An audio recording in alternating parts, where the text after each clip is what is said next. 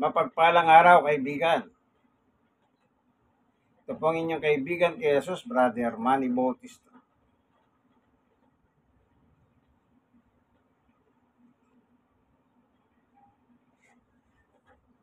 Ang hawak kong Biblia,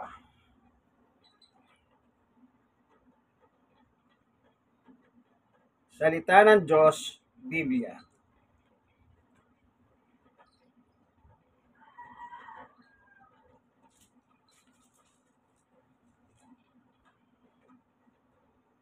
Mag-aaral po tayo, no? Pero bago tayo papalahot sa Biblia, tayo muna ay mananalangin. Panginoon Diyos, samahan mo po kami sa aming pagbubulay ng iyong ebanghelyo na gagamitin namin ang salita ng Diyos, Biblia, upang sa ganon namin pong lubos na maunawahan ang iyong turo at aral na nakatala rito. Salamat po, buksan mo po ngayon ang puso't isip ng bawat isa upang makinabang kami sa iyong pagkain espiritual. Salamat po sa ngalan ni Jesus. Amen. Amen. Ayan, in Christ alone. Ang sumulat niyan, si Apostol Pedro.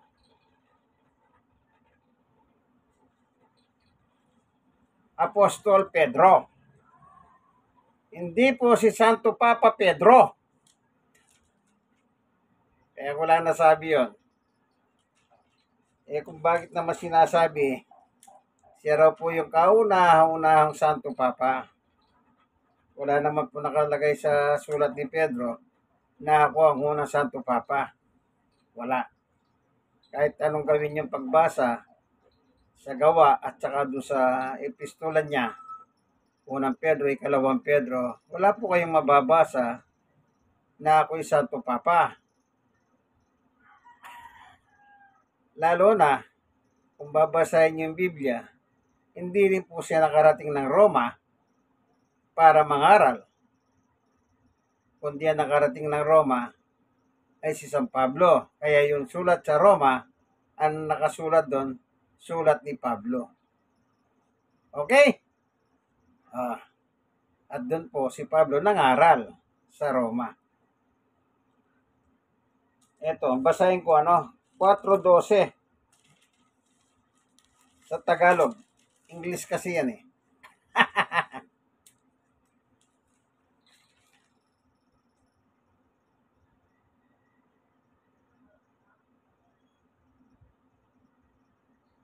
Eto. Walang sino man sa mundong ito ang makapagliligtas sa atin kundi si Jesus lang. Yan. In Christ alone. Kay Kristo lamang. So, makakapakinig muna tayo ng isang awitin kay Kristo lang. Po. Kay Kristo lang by Pastor Sammy Bagkat.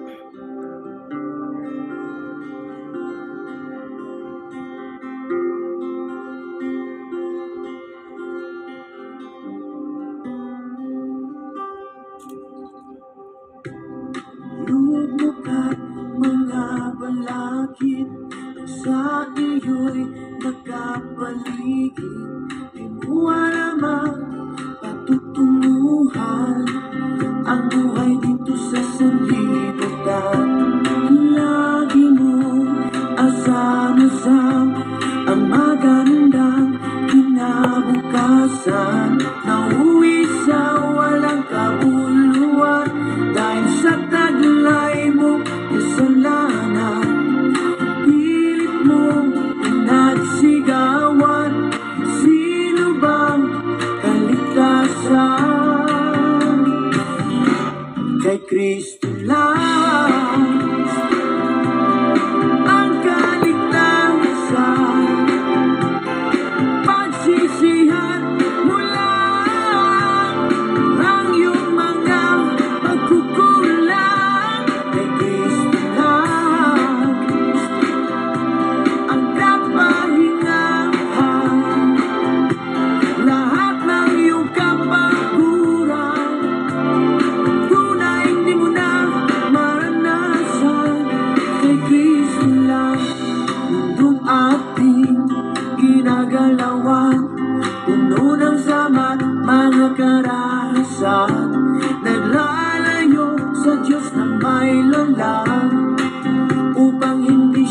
paglingkuran.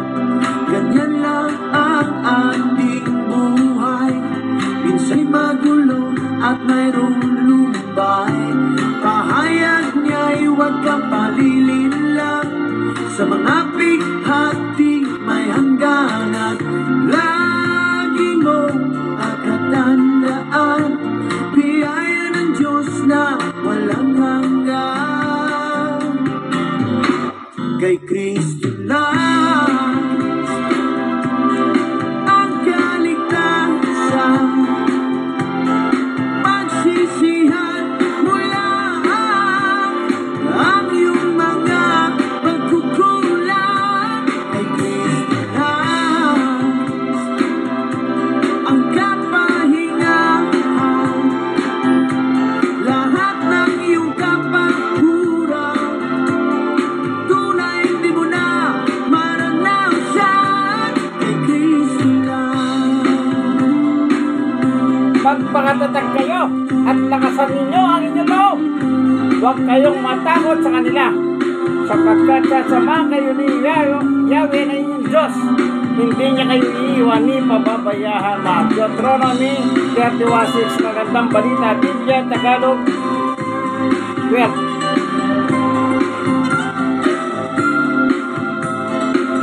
Kaibigan, like, share. Share na share. Kay Kristo lang ang kaligtasan, Amen! pagsisihan mula ang mga pagkukulang. Kay Kristo lang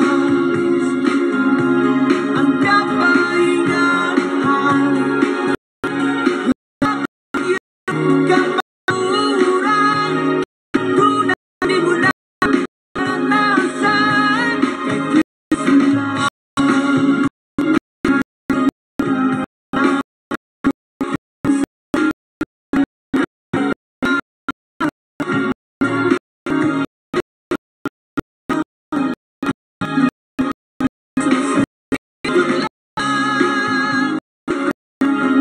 Kristo lang, kay Kristo lang, Amen! kay Kristo lang. So, maliwanag ang awit. Kay Kristo lang. Basahin ko muli. Gawa 4:12. Walang sino man sa mundong ito ang makapagliligtas sa atin, kundi si Jesus lang. Narinig nyo, kaibigan? Tignan natin ang salita ng anghel sa panahon na ipapanganak ang Kristo. Ayan. Itong Acts 4:12, si Pedro po yan, ha. Yung dito sa babasahin ko naman, yung sulat ng anghel. Anghel ng Panginoon na pinadala kay Maria. Anong sabi ng anghel?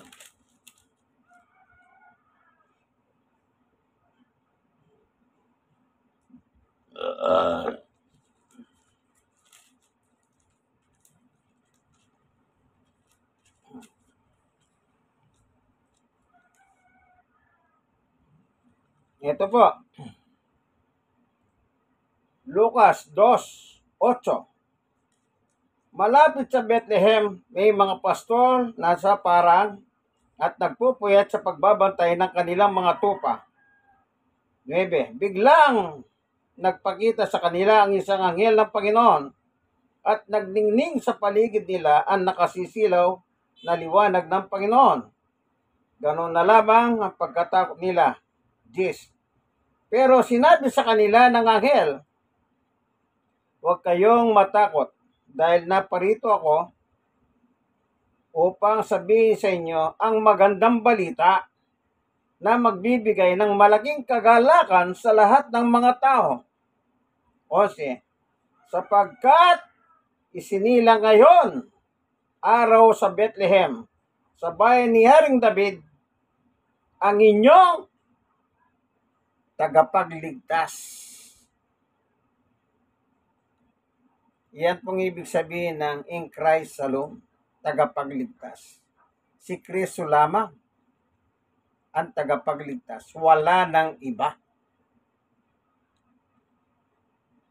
Sapagkat isinila ngayon sa araw sa Bethlehem, sa bayan ni Haring David, ang inyong tagapagligtas, ang Kristo, na siyang Panginoon. Ayan. Maging ang anghel ng Panginoon ay diniklara niya. Ipinanganak ngayon, ang sabi niya, ang alin daw? Ang tagapagligtas. Kaya yung 4:12, anong nakalagay doon? Tagapagligtas din po. Yung pahayag ni Pedro. Maliwanag ba, kaibigan? Hindi malabo maliwanag. Ngayon, ang Diyos naman. Ayan. Kompleto Ricardos. Ang Diyos naman. Oh.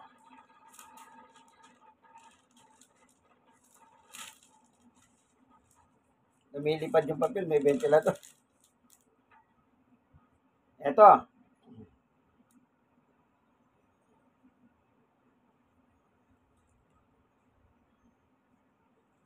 Mateo 16:13. Nang makarating si Jesus sa lupain ng Cesarea Pilipos, tinanong niya ang kanyang mga tagasunod, ano sinasabi ng mga tao tungkol sa akin na anak ng tao? 14. Sumagot sila, may nagsasabi po na kayo si Juan na tagapagbautismo, may nagsasabi rin kayo si Elias, at ang iba na may nagsasabing kayo si Jeremias o isa sa mga propeta. 15. Tinanong sila ni Jesus, pero sa inyo, sino ako?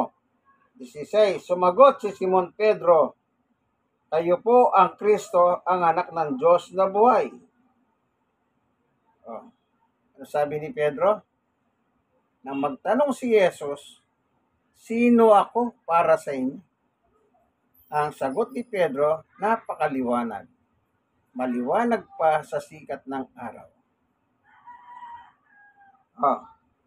Sumagot si Simon Pedro, kayo po ang Kristo. Ayan Kaya ang sumulat nito si Pedro. Kasi naranasan niya na sinabi ng Diyos sa kanya kung sino si Jesus na nagtatanong sa kanila.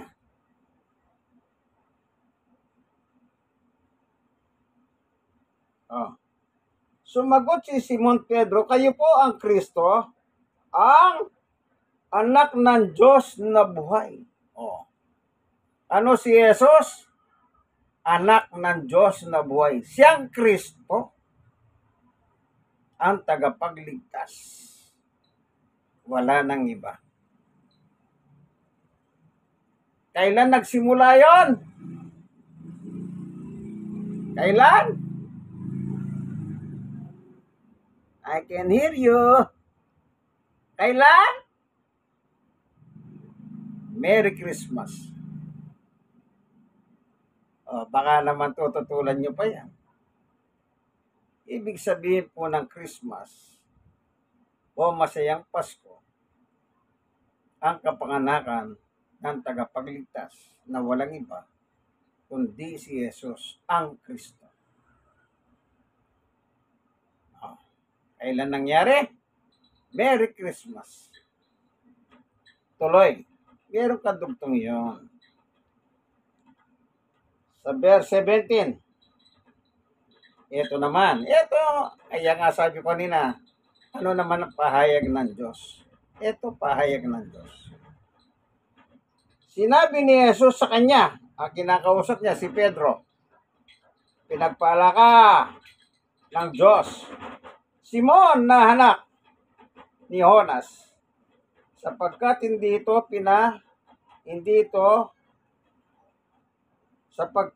tao ang nagpahayag sa iyo ng bagay na ito, kundi ng aking Ama na nasa langit. Nang tinanong ni Jesus sila Apostol Pedro, para sa inyo, sino ako? Ang sagot ni Pedro, ikaw ang Kristo, ang anak ng Diyos na buhay. Yung palang sagot ni Pedro, inayos ni Jesus. Sino sumagot doon? Walang iba, kundi ang Panginoon Diyos sa langit. Ang aking Ama, sabi ni Jesus. Mapalad ka, Simon Barjonas. Hindi pinahayag ito ng tao sa iyo, kundi ng aking Ama na nasa langit. Nasaan daw ang kanyang Ama? Sa langit. Kung tagalangit ang kanyang Ama, intoses si Jesus tagalangit. Totoo bang tagalangit si Jesus? Meron bang mababasa sinabi ni Jesus na ako'y tagalangit?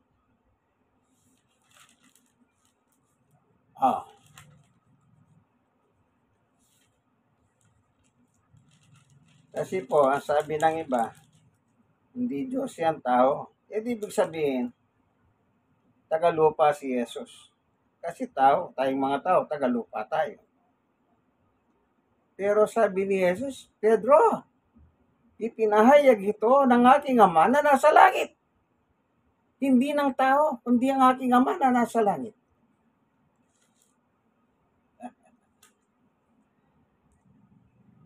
So, ano po nakalagay? Ito, 1 says 38. Sabi ni Jesus, sapagkat naparito ako mula sa langit. Taga saan si Jesus? Tagalupa ba o tagalangit? Pag sinabi mo tagalupa si Jesus, lalabas katulad dati siyang tao may laman at dugo. Pero sinabi niya, tagalangit ako. At ang aking Ama ay tagalangit din. Mateo 6:9, Ama namin nasa langit ka, sambahin ang ngalan mo. Paano mo ngayon sasabihin na si Jesus ay tao, samantalang tagalangit siya?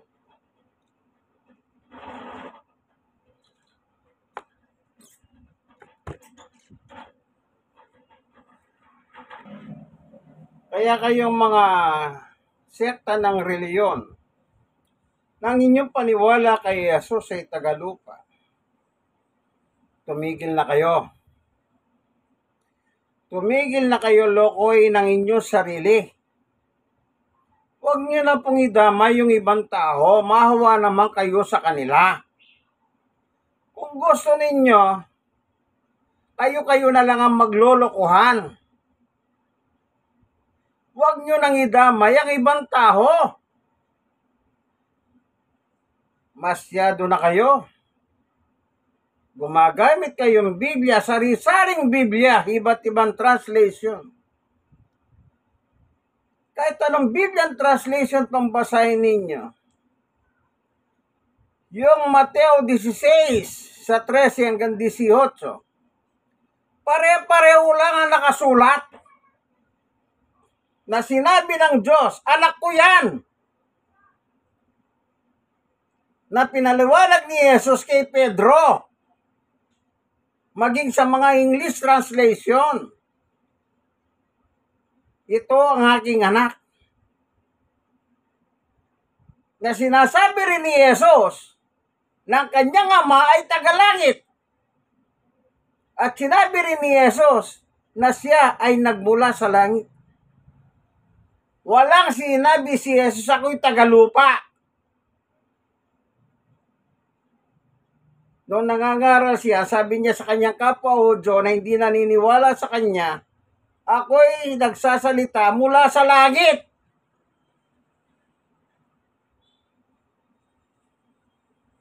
Juan 12:49-50. Ang salita niya ay galing sa kanyang Ama sa langit. Yun ang kanyang pinangangaral sa ibabaw ng mundo. Tapos kung may pilit ninyo na si Jesus tagalupa. Tapos ang babasahin nyo, sinulat ni Pablo na pinuputol ninyo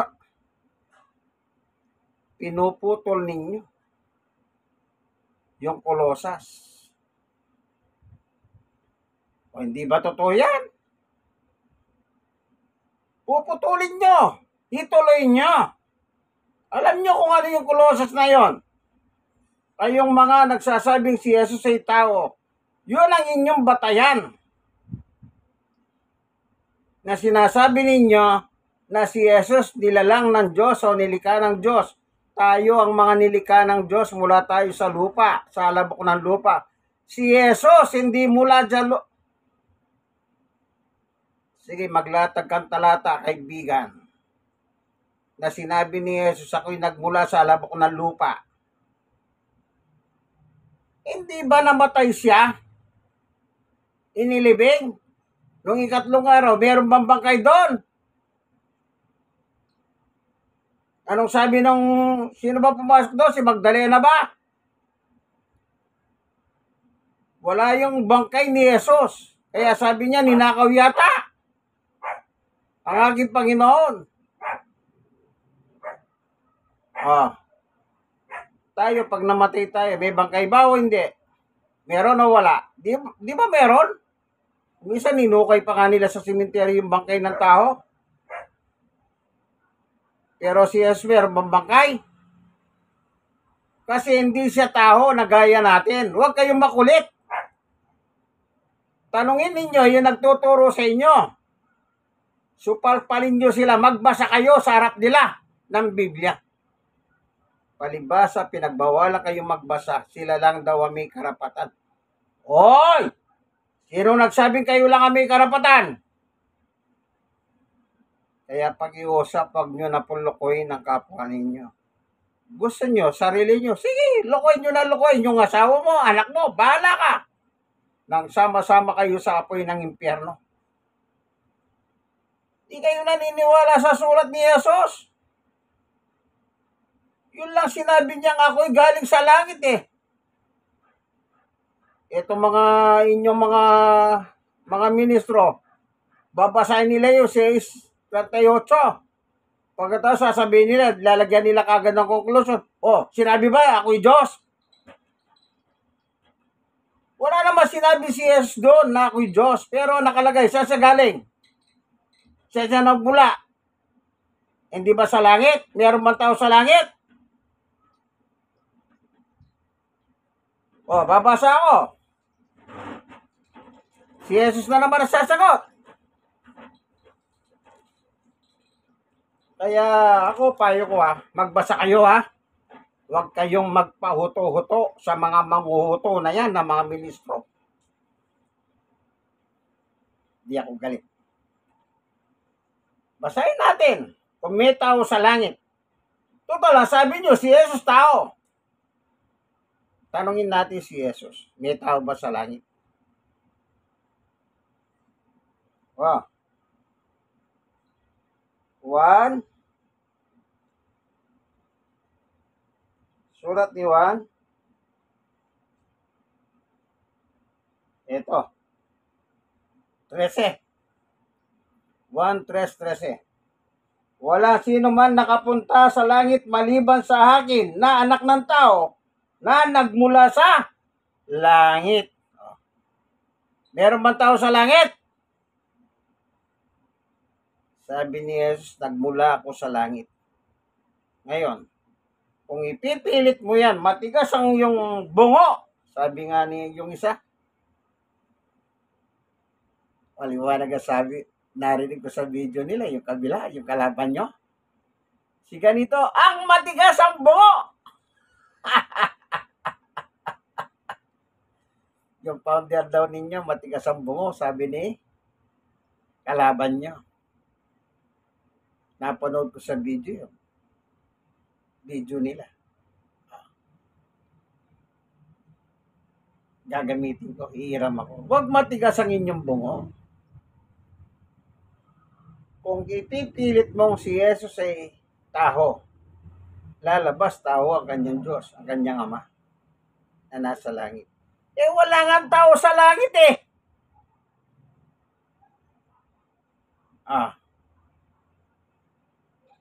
Makikipagdebate ka pa. Ikaw, ang paniwala mo tao si Kristo. Kaya nga Kristo eh, tagapagligtas. Meron ba tao tagapagligtas? Ipinanganak siya ni Maria, kaya siya naging taho. Hindi siya taho. Basa!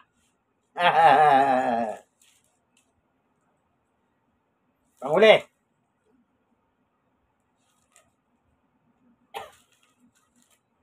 Alam niya, napakasarap bulahin ang salita ng Diyos. Napakasarap bulahin ang salita ng Diyos.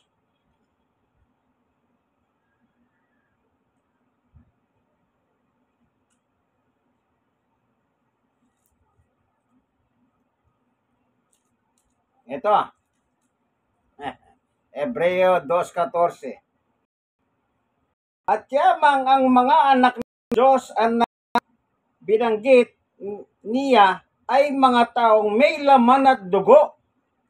Naging tao rin si Jesus upang sa pamamagitan ng kanyang kamatayan ay malupig niya ang dyablo na siyang may kapangyarihan sa kamatayan. Yung mga anak na tinutukoy po sa Biblia, anak ng tao. Yung sumampalataya kay Jesus at ginawa silang anak ng Diyos. 1:1-12. Basahin ko muli ha. Tanggalin niyo yung mga tutuli.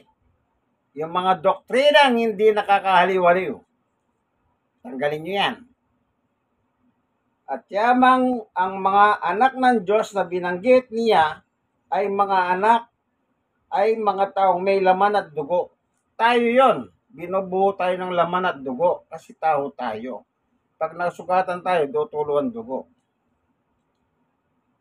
Naging tao rin si Jesus. Kung tao na si Jesus, magiging tao pa ba yan? Makikitulad pa ba sa tao? Magahan yung tao pa ba yan? Kung tao na yan? Nakitulad. Inubad ang kanyang pagka-Diyos at nakitulad sa tao. Pilipos. Mahirap bang unaway ng salita ng Diyos na napakasimpleng Tagalog? O sadyang pinapahirapan nyo na lang ang sarili nyo? Mga antikristo kayo.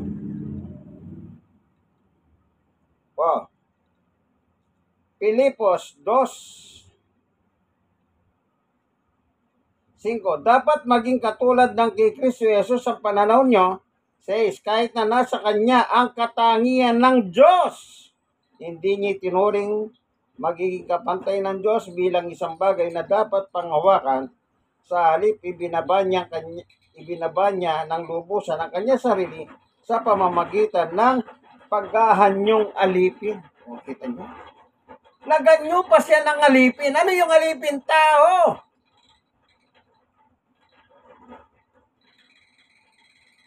Naging tao siya tulad natin. Naging tao tulad natin. Hindi siya tao. Nakitulad lang sa atin na may laman at dugo. Kasi nga po, tagalangit siya, kasama ng Diyos sa langit. 1:1-2-3. Magkasama na po sila sa langit ng kanyang Ama. At pinadala dito para tayo, tubusin sa ating mga kasalanan. Kasi hindi natin kayang tubusin ang kasalanan natin sa Diyos. Kaya sana magbago na po kayo. Kayong mga tumutuligsa sa akin, mga miyembro ng Antikristo, na tao si Kristo at hindi Diyos kailanman. Ang dami niyong panunuligsa sa akin. Kalbo. Ano pa? Bangag. Ano pa? Yung isa sabi niya, pag nakita kita, babariling kita. Anong klase kayong mga tao? Tao ba kayo?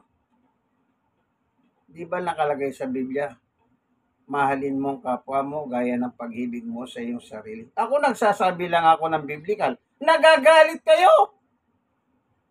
Kasi nga, antikristo kayo. Ang aking dinadala si Kristo lamang. Kayo naman, ang dala nyo, si Satanas. Kaya antikristo kayo. Yung aral na tinuturo ko, na kinukuha ko sa Biblia, galit kayo sa akin. Eh di lalabas, sa demonyo kayo. Sige, magsama-sama kayo. Pagdating ng panahon na sabi ni Jesus, kayong mga antikristo, mga demonyo, hindi ko kayo kilala. Doon kayo sa apoy ng impyerno. Kasama niyo ang tatay niyong si Satanas.